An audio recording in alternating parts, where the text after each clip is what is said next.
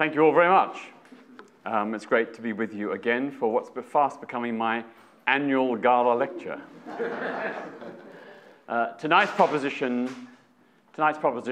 is that organized religion is the greatest global threat to human rights.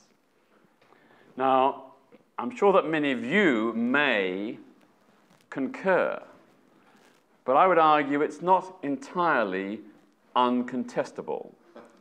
You could argue that there are other candidates for the greatest global threat to human rights. And one of them might be free market capitalism. Because human rights are not just about the right of freedom of religion of belief, the right to protest, the right to strike. Human rights are also about economic, social, and cultural rights, including the right to clean water, to adequate food, to shelter, education, and healthcare. Those too are also human rights.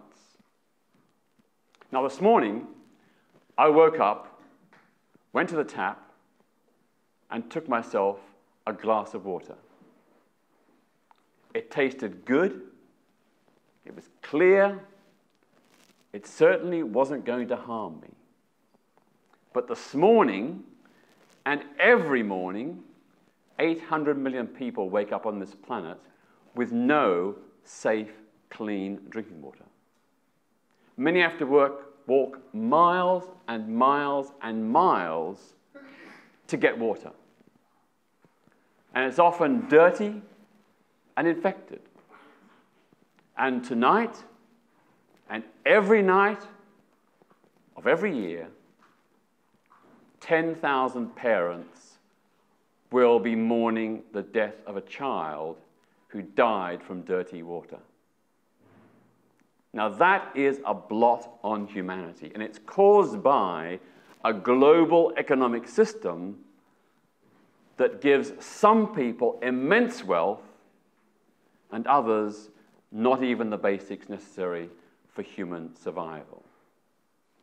The 85 richest individuals in the world have a combined personal wealth as great as the poorest 50% of the world's population. Here in Britain, the 1,000 richest individuals have a combined personal wealth of £450 billion between 1,000 individuals. Yet, hundreds of thousands of people in this country are now dependent on food banks. So you get my picture. The global economic system is not fair. It is condemning millions of people, hundreds of millions, billions of people on this planet to hunger and malnutrition, dirty drinking water, death from preventable diseases, and failure to provide the basic standards of education that every human being has a right to expect. So I think it is arguable that free market capitalism is also a contender for the title of the greatest global threat to human rights. Having said that, I want to examine the role of organized religion. I say organized religion because I want to make a distinction between religious establishments and hierarchies and ordinary people of faith. I don't think they're always the same. I think organized religion, religious leaderships around the world, are deeply complicit in human rights abuses across this planet. They are the ones arguing against equality, in favor of discrimination, particularly when it comes to the rights of women, who comprise 52% of the world's population, and LGBTI people. But there are individual people of faith who stand for human rights and whose faith has motivated them to do great things for the betterment of humanity. in my own case, I took much of my early inspiration from people like Mohandas Gandhi, Martin Luther King, Archbishop Oscar Romero in El Salvador, Dorothy Day, the editor of the Catholic Work in the United States, and Fathers Daniel and Philip Berrigan, who led the anti-war movement in the United States against America's involvement in Vietnam. Now, all those people did great, important things for human rights, motivated by their faith. So I would never say that people of faith are the enemy or the perpetrators of human rights abuses. It's the leaders who are mostly culpable, not necessarily the grassroots. Now, I'm sure you're all aware of the tremendous role that Archbishop Desmond Tutu played in the struggle against apartheid. And since then, in championing the cause of women's rights and the rights of LGBTI people across the world, and particularly in Africa. He, to me, is a person, a good person of faith, who has stood with the poor, the excluded, and the disadvantaged. He has made a stand for human rights, motivated by his faith. So whatever I think about religion personally, to me, Archbishop Desmond Tutu and many others are allies in the struggle for human liberation and freedom. If we look, though, across the world, both in history, going back centuries, and in the present day, we can see that time and time again, the leaderships of religion have so often been on the side of human rights abuses rather than human rights achievement. And it takes that picture, whatever the major faith is. There are some exceptions. The Unitarians, the Quakers, the Metropolitan Community Church, on the whole, they have been always in the forefront of human liberation and human rights. They have stood for the rights of women, colonial peoples, LGBTI, and so on. So I wouldn't lump them together with the leaders of, say, the Church of England or the Catholic Church, or the leaders of Orthodox Judaism, or the leaders of Islam. Those minority faiths are different.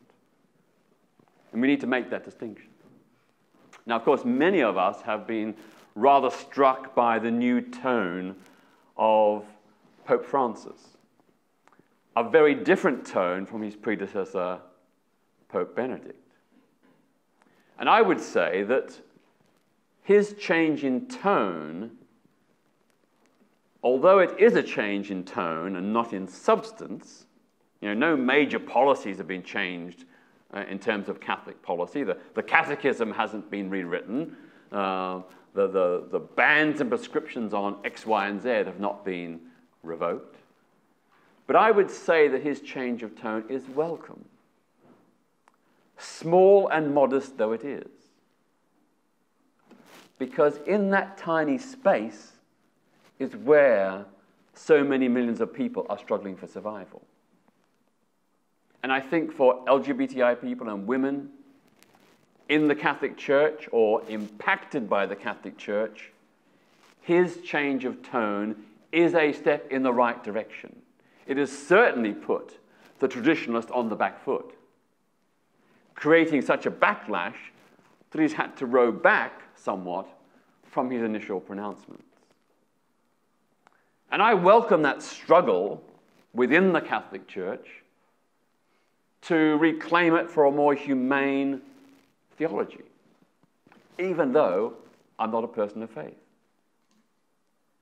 I salute the We Are Church people across the world, the grassroots Catholic movement, which wants to reclaim the church for ordinary people, for the laity, who condemn the hierarchy, condemn its policies, and want to see fundamental change, both democratization, to make it truly a church of the people, not of the Pope, but also to reclaim it for fundamental humanitarian values.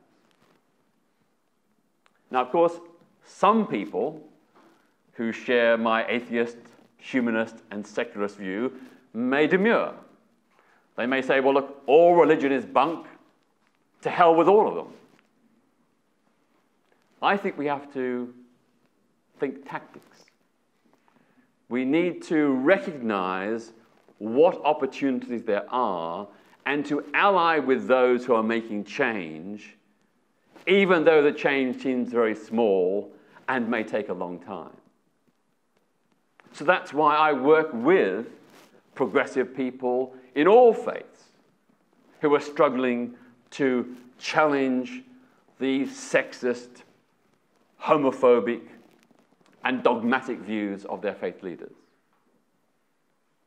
I do that while I am an atheist, while I don't share their religious faith, because I recognize that to make movement, wherever that movement may be, inside the church, outside, to make movement towards greater respect for human rights in whatever institution is a positive human gain. But let's just take a look at the role of organized religion around the world. Take the Christian faith.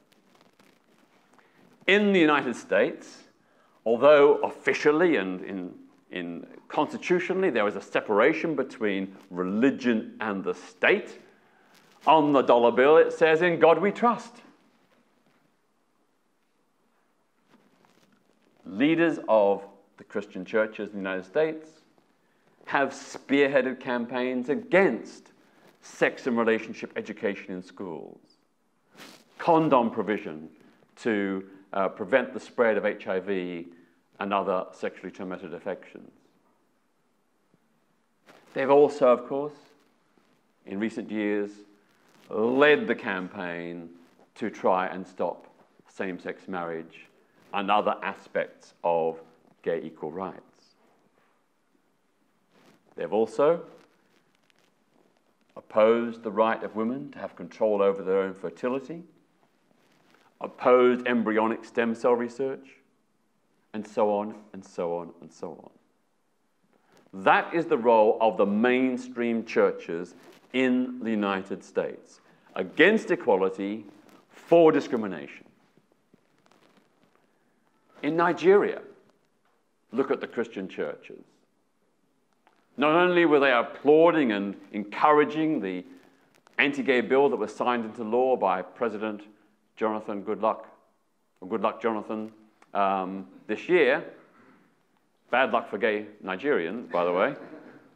Not only did they applaud and encourage him, but they have been on record as pouring out a succession of extreme, hateful views about gay people, which has fueled social homophobia and fueled violence against LGBTI people.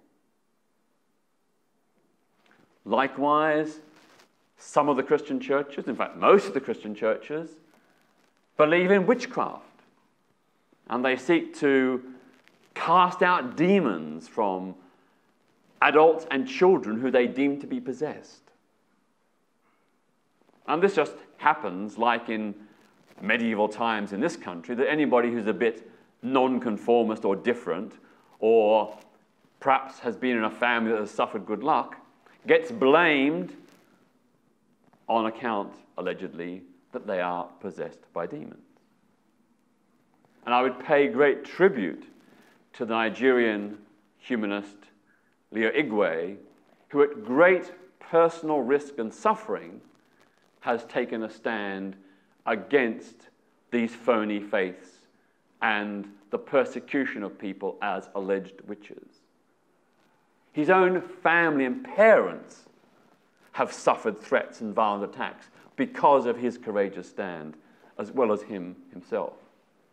And I think it's a really good example of how humanists in Africa, not just in Nigeria, but also in Uganda and many other countries, are taking a stand against these obscurantist, oppressive views about so-called witches that has led to so many people suffering so much misery. I had the great privilege at the World Humanist Congress earlier this year, meeting Leo Igwe again, and George Thindwa from Malawi, a former political prisoner under Hastings Banda's dictatorship. He is now one of the great icons of humanism and human rights in Malawi. Many of you will recall the case of the two people accused of having a same-sex engagement ceremony in 2009-2010, slapped in jail, Tawonge and Stephen, slapped in jail without trial on these charges of having engaged in a same-sex engagement ceremony. Indeed, they had such a ceremony, and such a ceremony was not against Malawian law, but they were slapped in jail. A friend of theirs contacted me from Malawi shortly, in fact, only 2 days after they were arrested and put in police cells. They had no one to turn to. It was Christmas. All the main human rights organizations were closed down. They contacted me, and I organized for George Thindwa to go and visit those men in the police cells and later in prison. And with small amounts of money that were passed to him, he was able to bribe the guards to get them moved from the cell where they were being physically assaulted and threatened, to move them to a cell where they had washing and cooking facilities, to take in food parcels, medicine, and clothes, because all they had were T-shirts and shorts that they were arrested in. He did that at great personal risk. A fantastic example of a humanist person who understands that humanism and human rights go together, and that the persecution of LGBTI people must be resisted. Because, of course, it was Christians in Malawi who were demanding the harshest penalties for these two people.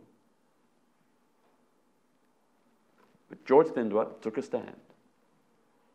He said, these people are having their human rights abused.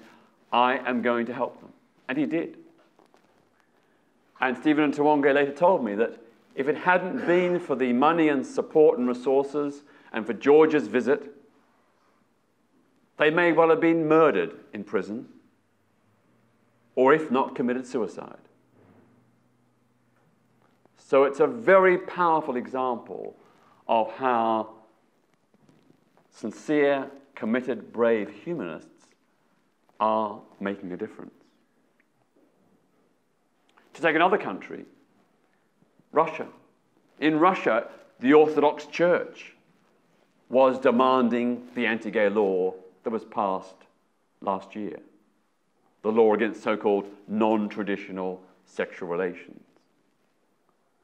There is now a real relationship, a close relationship, like in Tsarist times, between the Russian state and the Russian Orthodox Church. Putin supports the church, and in return, the church supports Putin. So the human rights abuses in Russia have, at the very least, the de facto support, and often the explicit, direct support of the Russian Orthodox Church. You all know about the anti-gay law in Uganda, the Anti-Homosexuality Act, which was eventually annulled on a legal technicality because there wasn't a quorum in Parliament when it was passed. But of course, only a few days ago, it was announced that the bill is coming back in a slightly different form. The penalties have been reduced from a maximum of life imprisonment to 7 years. Wow. But the range of offences has been massively increased and encompassed. So a lot more things will be illegal under the new bill. And again, it is Christian members of Parliament and Christian churches that are driving this impetus for legal repression in Uganda ahead. So that's a snapshot of what Christian leaders are doing around the world. What about Judaism? Well, we know that until fairly recently, Orthodox Jews were demanding and succeeding in blocking women from praying at the Wailing Wall on the grounds that it was unfit for a woman to have a presence at such a sacred space. Clear sexism, clear misogyny. And it took a fight by Jewish women to overturn that exclusion and to win their right to pray there. Who is blocking the peace process with Palestine? It's the Orthodox extremist ultra-Jews who are spearheading the settlements in the occupied territories, and as we speak now, seeking to annex even more of East Jerusalem and the surrounding areas, in a clear, deliberate, calculated bid to undermine the peace process. Their fanatical Judaism leads them to believe that they alone are God's chosen people, and that the Palestinians have no right to be on the land that perhaps their families have inhabited and farmed for generations and centuries. That is directly undermining the peace process. And they hold, through their parliamentary representation, they hold successive governments to ransom to prevent a forward movement for peace with the Palestinians and a fair peace at that. You will also know that the Judaist extremists were behind initiatives to block LGBT pride parades and events in Israel. They tried to get them banned by law. When that didn't work, they tried to stop them physically.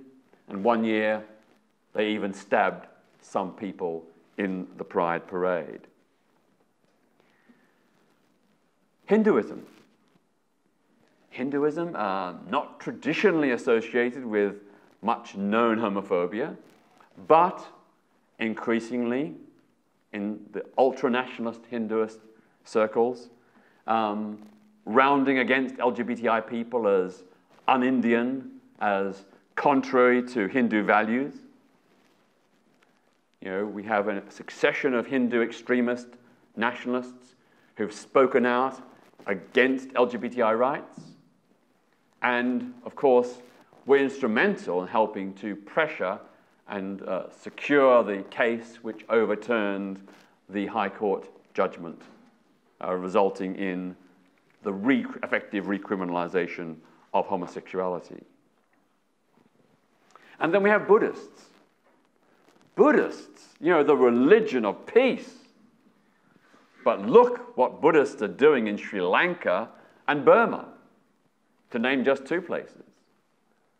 A new, resurgent, extreme Buddhist fundamentalism and fanaticism is in Burma, targeting Muslim people and subjecting them to a grotesque mob violence, the burning of their homes and shops, killing of people in the street, shocking, outrageous violence which has been allowed to happen by the Burmese government, and which Aung San Suu Kyi, although a great human rights advocate, has been far too silent about. She has not spoken out against the persecution of the Rohingya Muslims, as she should have. And in Sri Lanka, we see similar resurgent Buddhist nationalism, which is targeting Tamil people and Muslim people and LGBTI people. The LGBTI group in Sri Lanka, Equal Ground, had to effectively go underground for several months because of the spate of threats against it by Buddhist extremists. The key public figure had to even leave the country for her own safety. That's what Buddhism is now doing. And then, of course, we have Islam. You know, of the half a dozen or so states or regions where the death penalty still applies to homosexuality, all of them are Islamic states, such as Iran, Saudi Arabia, Yemen, Sudan, Mauritania, and of course, parts of Pakistan and Nigeria. Brunei, as you know, which is very heavily influenced by Islam and officially embraces Islam, the regime of the Sultan has announced it will phase in the death penalty by stoning for same-sex acts within the next 2 years. Brunei, incidentally, is a member of the Commonwealth. Have you heard a squeak of protest from the Commonwealth leadership? No. Perhaps the most important, significant issue right now, of course, is the rise of ISIS in Syria and Iraq, an extremist, fundamentalist interpretation of Islam, which probably most Muslims in the region, let alone the world, do not share. But it is crusading for a new caliphate where Sharia law will apply and where many, many people will face the risk of death by stoning and other forms of execution. Women who have sex outside of marriage, LGBTI people, Muslims who turn away from their faith, or Muslims who are not sufficiently devout in the eyes of the caliphate, they will all face the threat of death. And already there have been mass executions. The terrorization of Christians, of Muslim sects that don't conform to the hardline interpretation. And what is so heartening is that despite this, Kurdish Muslims in Kobani and the Rojava region of northern Syria are resisting clerical fascism. They, as Muslims, are taking a stand against this extremist interpretation of Islam in defense of democracy and human rights. I don't pretend for one moment that the Kurdish movement or quasi-state in Rojava is perfect. I would not pretend that. But by comparison to ISIS and to the Assad regime and to most of the other surrounding Arab states, they are angels. And for me, the struggle at Kobani is the 21st century Stalingrad. Kobani is the rock on which ISIS clerical fascism will be defeated. The Kurds are determined. They have held a siege for 2 months, vastly outnumbered in terms of personnel and weaponry, but they have held Kobani despite the massive threat they face. And what is so shameful is the failure of the international community to come to their aid. People say, well, eventually the United States did an airdrop of 24 tons once. What the Kurdish Muslims and others in Kobani need are weapons, heavy weapons, to match those of ISIS. They need food, medical supplies, water. They need communications equipment. They need the sharing of intelligence. Those are the things they need to win. And for everyone in the world who loves democracy and human rights, we should be supporting them. There should be an airdrop, not once or twice, but every day into Kobani to give them what they need.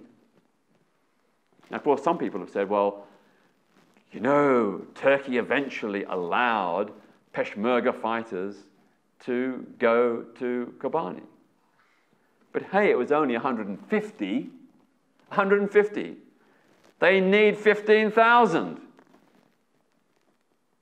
And Turkey has played a very double game. I think Turkey should be suspended from NATO because of its role over Kobani and the Assad dictatorship. Turkey's leaders would rather ISIS win than the Kurds win. And for all these months and weeks, they have done everything in their power to block aid to Kobani and the rest of the Kurdish-held region of Rojava. You know, the border with Syria is open everywhere except in the Kurdish areas. So ISIS fighters and weapons come in through Turkey into northern Syria virtually at whim. But any Kurdish person who tries to get in will be stopped.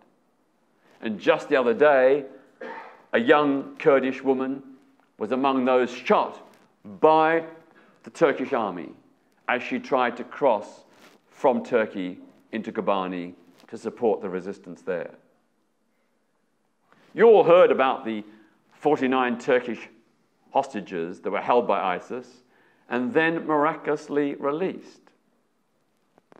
Well, we don't know the details of the deal, but we do know that we saw the footage of the railway carriages from Turkey going into Syria with tanks and heavy weapons, which was probably, I suspect, the price that Turkey paid to get those hostages back. So as I said, in my view, Turkey should be suspended from NATO for its connivance and collusion with ISIS all this time. I've digressed somewhat, but back to the main thrust. Take a look at Iran. Take a look at Iran, which is a Shia-dominated state. So Shia Islam is the dominant religion. It's the state-sponsored religion. It's the privileged religion. So Sunni Muslims, students, scholars, and mosques are persecuted, particularly in the Sistan and Baluchistan province. Likewise, Zoroastrians, Ahmadis, Baha'is, all persecuted in Iran by this Shia-dominated state. The reverse is the case in Saudi Arabia, where the Sunnis have control of the state and persecute the Shia, as well as Christians and many others. Some years ago, I was involved in a campaign to free about a dozen Catholic Filipinos who'd been arrested and jailed for holding a private prayer meeting in their own home. For holding a private Christian meeting in their own home, they were arrested and jailed. I'm sure you've all heard of the horror stories of what happens to Christians in Pakistan. Pakistan, where Islam is enshrined as the state religion. There's been a whole succession of attacks upon Christian homes, shops, and churches. You probably recall the horrific bombing of the church in Peshawar, where over 100 people were killed. It happens with impunity. You're also probably aware of the case of Asia Bibi, a Christian mother who, largely over a dispute over water, was accused of blasphemy and has been on death row, sentenced to death for allegedly insulting Islam. For years, every time she tried to appeal, the judge would not turn up. Why? Well, I don't know, but I can guess. Probably the judge wanted to overturn her conviction, but knew that he would die in her place.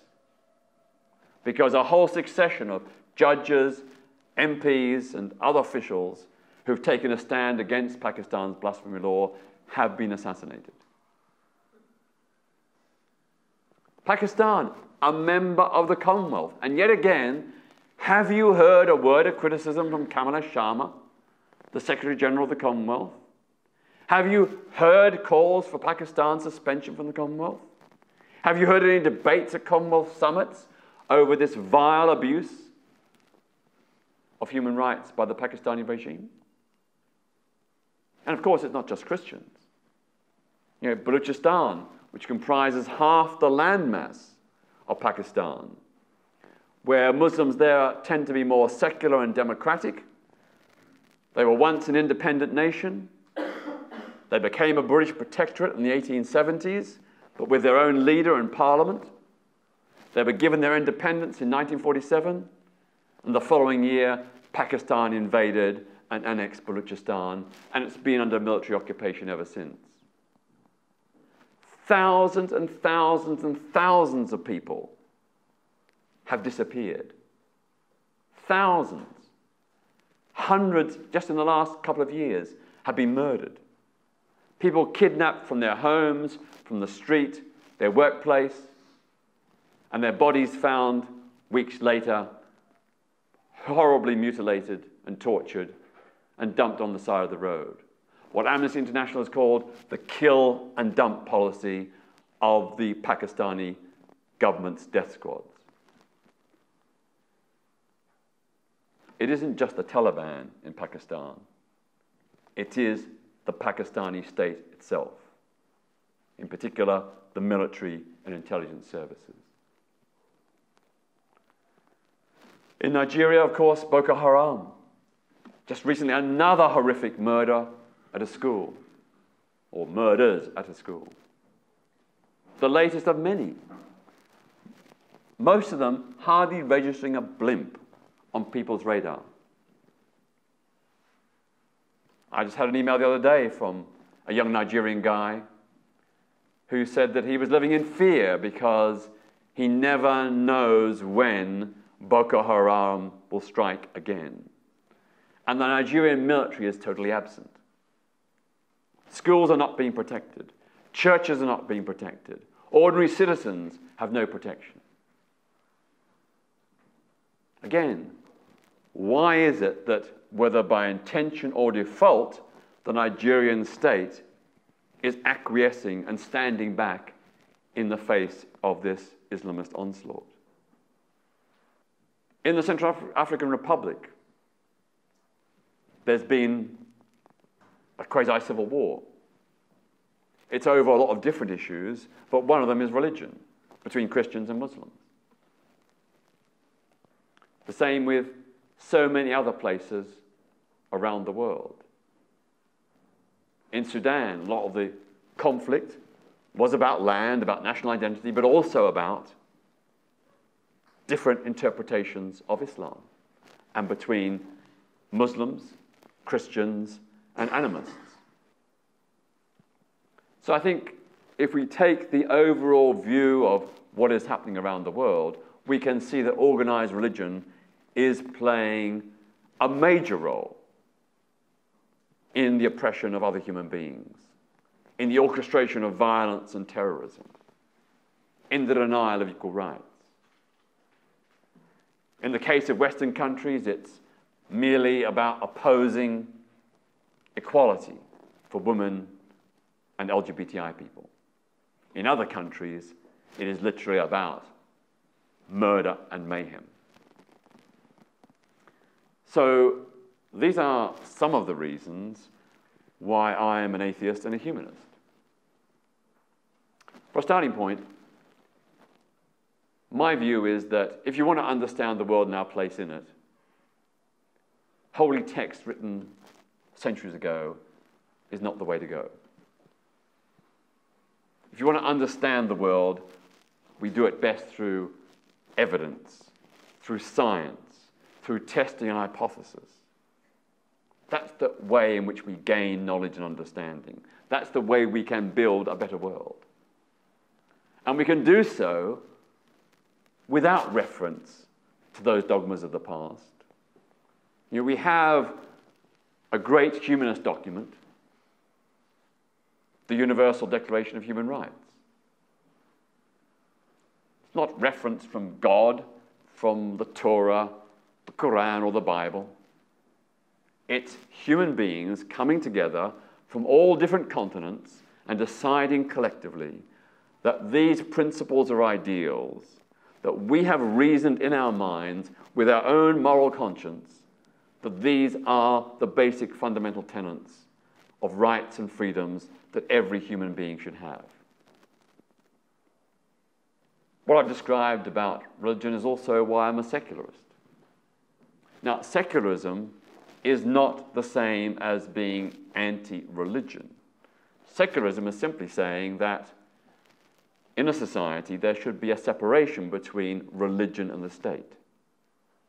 That no faith should be privileged. That no faith should have special access to government or exemptions from laws that apply to everyone else. It's about creating a level playing field for people of all faiths and none. So it means that in a secular society, we don't have it like Iran where Shia Muslims dominate all others. We have it where all faiths are equal, none have privilege,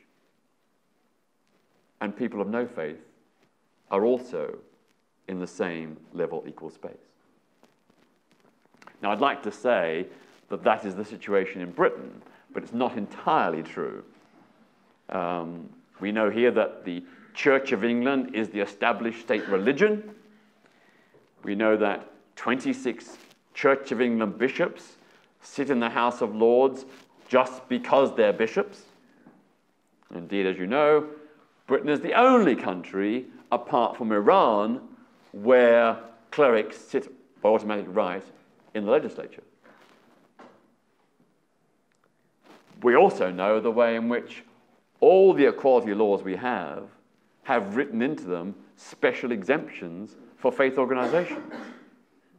So we've won a great deal of LGBTI equal rights, but all those protections are qualified if a religious organization can say that it's against their religious ethos.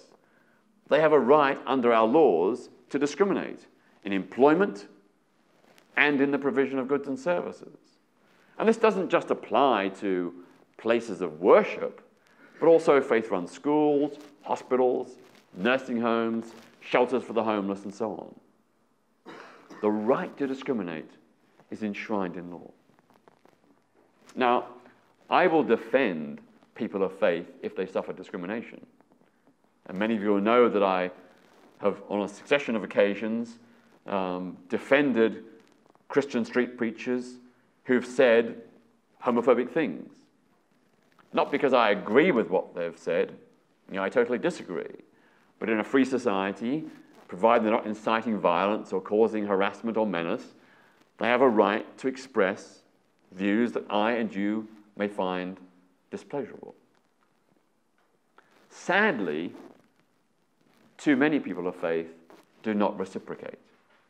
So, for example, the bed and breakfast couple who fought for their right to deny a gay couple accommodation in their B&B, they argued that they were defending their faith and that denying them was attack upon religious freedom. Well, no. They were seeking to discriminate. They were seeking to discriminate, although they were providing a public service, which in law is required to provide that service without discrimination. I bet that Christian couple would have been outraged if they'd gone to a bed and breakfast and been told, "We're not having you, you're Christians." And they would be right. They would be right. If the boot was on the other foot and Christians are being discriminated against, even though I do not agree with Christianity, I would defend their right to have equal treatment. That's where, really, the fundamentalists and I part company. They have a one-way view of equality and non-discrimination, I apply it to everyone. We also, of course, have other big issues. We've had a succession of universities kowtow in this country to Islamist extremists who wanted to hold meetings where men and women were segregated, where women were required to sit in a certain part of the room. And this was defended by not only individual universities, but by the umbrella body for all universities, Universities UK. Astonishing, really, given that these universities have equal opportunities policies which explicitly state that they should not discriminate against women. Many of them have also hosted hate preachers who are on record as being anti-Semitic and encouraging discrimination and even the execution of LGBTI people. Now, what is it? What is happening when places of supposed learning and enlightenment, universities, become repositories for such vile reactionary views? We are going backwards. We are going backwards from the days when universities were the places of liberal enlightened values. Now, of course, it's not all universities, but it's some. Tomorrow night I'm speaking at Reading University. And they had an altercation some time ago where they had a little display with a pineapple called Muhammad. And they were forced to take it down. They were forced to take it down. Bullied by the university authorities and by the student union. Yet, when far-right speakers tried to go to the university, they, of course, were automatically banned. Isn't it double standards? Isn't it double standards to have a different approach, a different policy for Islamist extremists and those who want to close down free speech versus far-right? In London, every year, the Global Peace and Unity Conference takes place, funded and organized by a coalition of Islamic organizations, some of whom I have no problem with, but some of which are very, very dodgy. Over the years, they've had a lineup of speakers. MPs from all the main political parties, and some Muslim speakers, again, who I have no problem with at all. But some of their speakers have been on record as opposing equal rights for gay people, and for women, and for Muslim minorities, who they disagree with. Some have even advocated violence, actual physical violence and execution of those who they disagree with. Yet, this conference was given a seal of approval by Boris Johnson, the Mayor of London. It was sponsored by the City of London Police. Can you imagine them sponsoring the equivalent, a conference of the BNP? Of course not. And let's not forget that by comparison to these extremists, these Islamist extremists, the BNP is relatively mild. I don't support the BNP or the EDL or any of those far-right organizations, but they are nowhere near as bad as the hateful, bigoted, intolerant views expressed by Islamist fundamentalists. So why do so many of our politicians and even police services give them the time of day?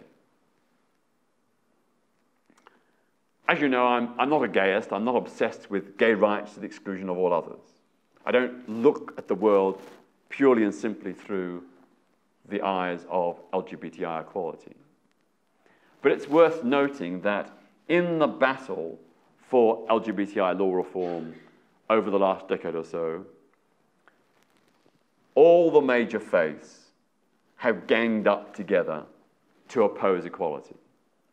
So the Christian fundamentalists, the Jewish fundamentalists, the Islamic fundamentalists have all joined forces to oppose an equal age of consent, to oppose the repeal of Section 28, to oppose civil partnerships and same-sex marriage, to oppose equal rights to non-discrimination in the workplace, and so on, and so on, and so on. They have all worked together to oppose LGBTI equality. But the silver lining is that in the middle of that hateful campaign they waged against same-sex marriage, a poll was taken among people of faith, and it found that 55% of people of faith said they supported same-sex civil marriage. So the leaders were out of touch with the grassroots. And there have been many other polls to show similar remoteness by the leaderships. In Britain, polls have shown that only 11% of Catholics agree with the Pope's stand, or the Catholic Church's stand, on homosexuality. Only 5% agree with the official Catholic doctrine on contraception. So again, we're seeing a disjunction between what the leaders say and demand and what ordinary people of faith believe. So that's a hopeful sign. As I said at the outset, we need to build alliances and coalitions with those people of faith who are moving towards a more enlightened stance. You know, I've been really heartened by the way in which liberal and reformed Jews have come out in favor successively of same-sex marriage and equal rights for gay people. And even some of the orthodox strands of Judaism are now moving in that direction. I'm not a Judaist, but I'm really encouraged by that movement. It shows that change is possible. It shows that there are determined people within some faiths who do want to progress things towards more human rights for everyone. Some of you may know that just about a month or so ago, I had a confrontation with the Archbishop of York, who I prefer to call the Archbigot of York, John Sentamu, over his opposition to gay equal rights and same-sex marriage. If you look at his voting record in the House of Lords, his voting record and attendance is pretty thin, but it's very, very strong and consistent when it comes to voting against LGBTI equality. That's the one issue that drives him. He is of Ugandan heritage. We didn't hear him say much against Uganda's Anti-Homosexuality Act when it was before Parliament and when it became law briefly. He was also in charge of a special report on the killing of Damilola Taylor in South London. He conducted an inquiry and produced a report, a thick report, which went into minute details about the state of the pavements, the street lighting, the character of the brickwork. But he didn't mention even once that Damilola Taylor had been homophobically bullied and assaulted just 3 days before he was murdered. Even Damilola Taylor's parents admitted that their son had been subjected to anti-gay taunts for weeks. Not a word about that in John Sentamu's report. Not an accident, I think. Or if an accident, he's a totally incompetent man who had no right or brief to do that inquiry.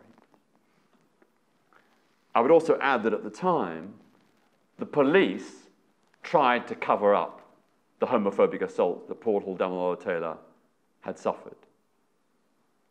His parents made it public almost from the outset because it was suspected that the people who'd assaulted him on the Friday were the ones who murdered him on the Monday. But apparently the police feared a backlash in the Afro-Caribbean community if they raised this issue, so they ordered a total lockdown. And I was contacted by a police officer on the case who was utterly appalled. He said, when you're conducting a murder investigation, you speak to the public about all incidents that happened in the preceding days and weeks that might point to a possible motive and to possible suspects.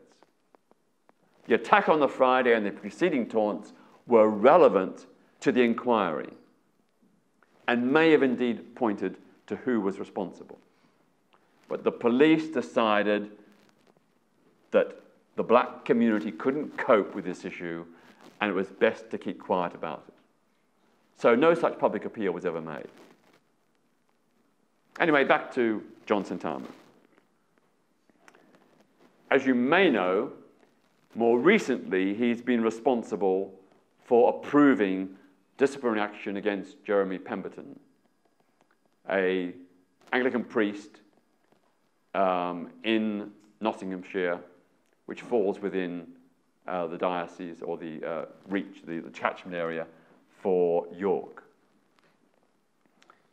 Jeremy Pemberton has been denied the right to take up a post in the National Health Service as a chaplain. To do so, he had to get a license approved by his bishop.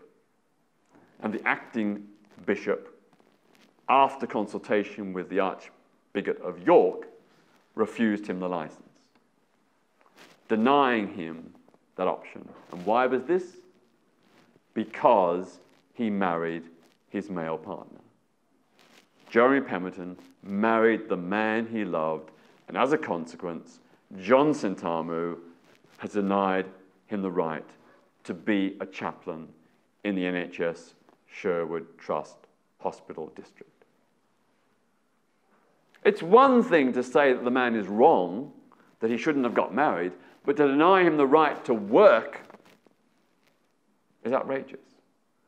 Now, the case is the subject of an employment tribunal, and hopefully Jeremy Pemberton will win. But we have seen far too few protests against his mistreatment and the similar mistreatment of Father Andrew Kane in North London, who's been denied by his bishop. His bishop, the Bishop of Edmonton, who I understand is in a same-sex relationship, has taken this step against Father Andrew Kane, who married his lifelong male partner. The hypocrisy of the Church of England stinks. It is hypocrisy, homophobia, the denial of human rights. So even here in Britain, despite all the gains we have made, and I pay tribute to everyone, gay and straight, who've been part of this tremendous human rights campaign over the last 40 or 50 years to bring us to this place of near equality. Even though we've made this progress, still we have these obstacles. Still today in Britain, 36% of the British public believe that homosexuality is mostly or always wrong. Still, although we have same-sex marriage, it's not equal marriage. We've got two separate marriage laws. The 1949 Marriage Act, which is for straight couples only, and the 2013 Marriage Act, which is for gay couples only. Separate is not equal. All the government had to do was repeal the relevant clauses of the Matrimonial Causes Act of 1973 and allowed same-sex couples to marry under the 1949 Act. Because the 1949 Marriage Act does not stipulate that marriage partners have to be male and female. There is no legal impediment in that act to same-sex marriage. The ban on same-sex marriage was only introduced in this country in 1971 under the Nullity of Marriage Act, which was later transferred into the Matrimonial Causes Act of 1973. The legislation was brought in to stop same-sex couples, and in particular couples where one partner was trans, from marrying. That's what it was brought in for. It only existed since 1971. So the idea this ban has always existed, there's never been, the opportunity for same-sex couples to marry is nonsense. And the idea that we needed a whole new legislative framework, a whole separate same-sex marriage act, is also nonsense. So my final point is, we have made a lot of progress, but not thanks to organized religion, in despite of it. Thank you.